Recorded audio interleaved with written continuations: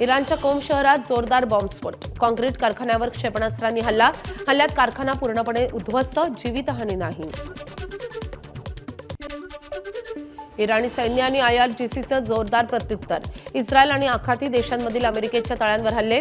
UAEतील अल Dhafra येथील अमेरिकेच्या तळावर लक्ष, इराणकडून आतापर्यंत 700 क्षेपणास्त्र हल्ले, 3300 ड्रोनचा वापर.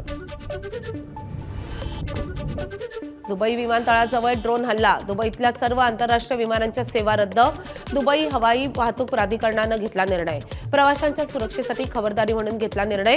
अपडेट्ससाठी आपापल्या विमान कंपन्यांच्या संपर्कात राहण्याच्या सूचना.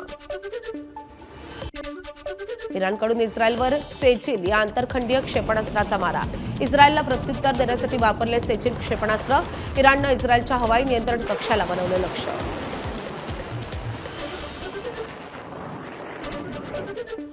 इराणवरील हल्ल्याचा व्हिडिओ कारच्या डॅश कॅममध्ये कैद.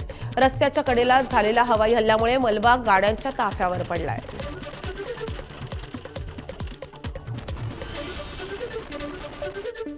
तिसऱ्या महायुद्धात इस्रायलकडून F-351 विमानाचा वापर, लढाऊ विमानाचे फोटो प्रसिद्ध. अधीर F-351 हे मध्य पूर्वेतील सर्वात प्रगत विमान, हवेतून हवेत आणि हवेतून जमिनीवर मारा करण्यास सक्षम.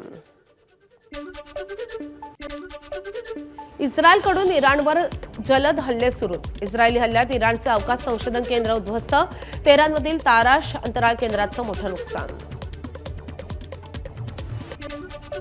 इराणमध्ये अनेक इराणी लष्करी तळ उद्ध्वस्त केल्याचा दावा अमेरिकेकडून करण्यात येतोय. अमेरिकन लष्करानं पोस्ट केला हल्ल्याचा व्हिडिओ. इराणच्या लष्करी क्षमता नष्ट झाल्या आहेत, अमेरिकेची माहिती. गॅस टंचाईचा फटका जगप्रसिद्ध शेगाव कचोरीलाही. गॅस टंचाईमुळे शेगाव कचोरीचे भाव वाढले. 10 रुपयाला मिळणारी शेगाव कचोरी 2 रुपयांनी वाढली. व्यावसायिक गॅस सिलेंडरचे भाव वाढल्यानं भाववाढ केल्याची माहिती. जळगावात रिक्षा चालकांकडून प्रवासी भाड्यात वाढ, युद्धजन्य परिस्थितीमुळे गॅसच्या दरात मोठी वाढ. 60 रुपये दरानं मिळणारा गॅस आता 95 रुपये झाल्यानं प्रवासी भाड्यात वाढ.